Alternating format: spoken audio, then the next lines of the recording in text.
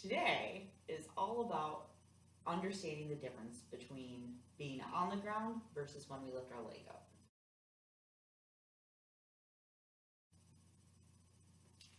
When we first learn ronde jambes, they are typically done a terre, so they are done on the ground, each direction.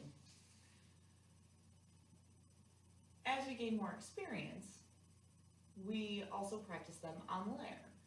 So en l'air is anything in the air, but specifically for ronde jambes, a ronde jambe en l'air pulls up and it circles and extends out. We also perform grande ronde jambes.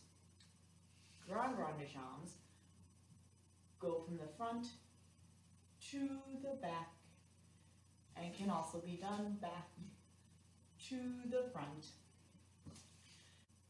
There's a lot more that goes into each of those steps, such as keeping your hips square when you go to lift for the grande ronde jambe.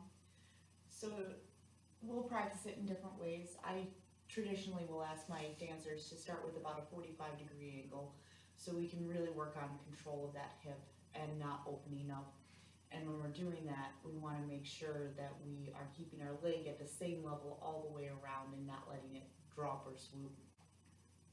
When we are in our ronde jambe en l'air, then we need to make sure that we're keeping our hips, again, nice and square.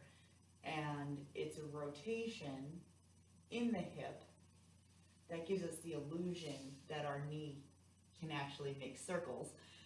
And it takes a lot of work making sure that you are making that circle the way it's supposed to be done.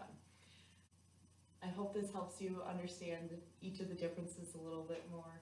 Again, there is a lot more detail that goes into each of these steps, and we encourage you to ask us any questions if you have them. Leave us comments, ask me in class, and I will see you tomorrow.